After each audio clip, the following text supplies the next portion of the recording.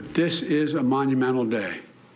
God bless us with the strength to continue to work, to get the work that's left undone done, and the lives lost that can't be saved, that are obviously gone, but will be an inspiration for us to do more. That was President Biden this morning, just before signing the most sweeping legislation aimed at preventing gun violence in 30 years.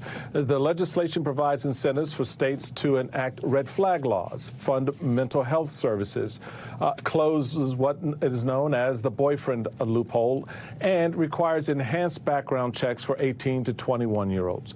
24 Republicans across the House and Senate joined all Democrats in supporting the bipartisan legislation.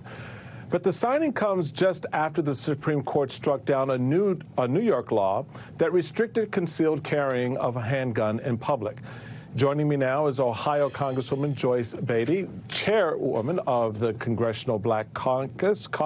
Such a pleasure to have you on. Welcome, Congresswoman. And thank you. Thank you. It's a pleasure to be here, Michael. Absolutely. I want to get your thoughts on this new gun legislation President Biden just signed. How do you judge this new law? Does it meet the moment, or is sufficient but more work to do? I think it does both. I think when you look at 30 years, we have been fighting against our help us. Is it enough? No. We have liked to have had legislation that included banning assault weapons and other things. But look at this. 30 years, we were able to get closing the boyfriend loop. We've been working on that. We are able to get the banning the straw purchases. When you think about those things that we were able to get, that we've been fighting for so long, I think it is a great day for us. When we look at putting some $250 million into our communities to deal with community crises and interventions in our community, things that members of the Congressional Black Caucus, we've been working on this ever since I've been in Congress almost, fighting for this. And so we were so proud when we look at what Congresswoman Lucy McBath, when we from Chicago, the number of deaths that we are seeing at the hands of guns. And then Congressman Stephen Horsford, who's vice chair of the Congressional Black Caucus, has been fighting for getting dollars to put back into our community and for mental health. So this is a big step for us, but is it the final step? Absolutely not. Well, okay, so let's pick up on that point, because for a lot of folks, Congresswoman, this isn't enough. They want to see more. So it's a two-part question. Given the fact that Republicans see this as one and done, there is no incentive for them to do anything more on guns. How do you move that needle? And two, how do you then plan for the future with at least one part, with a party that just doesn't want to do anything at all? How do you get legislation done? I think that I look at this as a first step and a big step. Many individuals thought we wouldn't get this far, but here we are. But I think the other thing is we will be tying it to elections, because what we are seeing between this and Roe v. Wade being overturned, that there are consequences of elections. And so we are getting ready for our election in November. You're going to see us out in full forces on our issues, because we know we have to do what we've done in the past. Many individuals thought 50 plus years ago we wouldn't get civil rights, we wouldn't get housing, we wouldn't get jobs, and many of the things we got. But we got it through the ballot box. And I can tell you, we are prepared.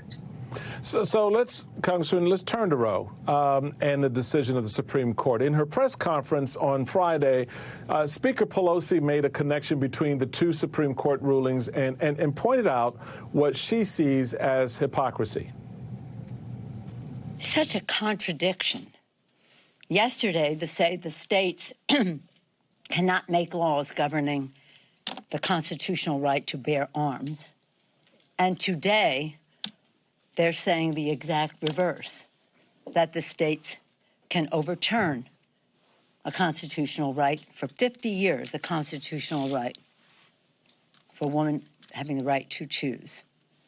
The hypocrisy is raging, but the harm is endless. So, hypocrisy, or are these two very separate, different constitutional laws?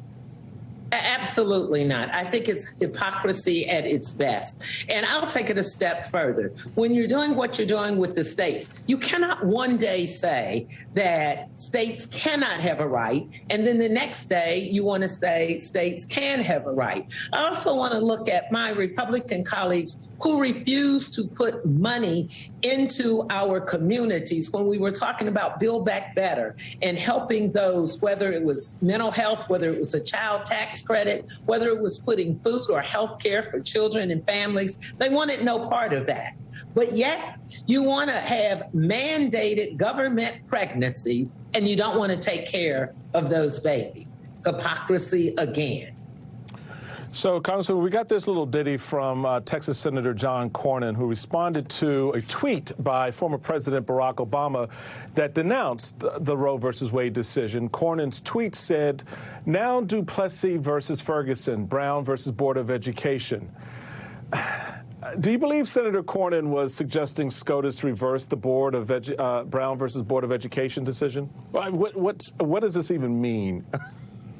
Well, I think what many individuals who have been supportive of making sure that we maintain Roe v. Wade are saying, if you look at what Justice Thomas wrote, I think he could be referencing that. He talked, in his opinion, he talked about what was next. He talked about LGBTQ. He talked about women's rights. He didn't talk about interracial marriages, though, and at one time that was something that was off the books. But I think that many of us are afraid that this is opening Pandora's box, or at least that will be their attempt. Congresswoman Joyce Beatty, thank you so much for being a part of the conversation tonight. Coming up, inside Trump's pressure campaign on state and election officials.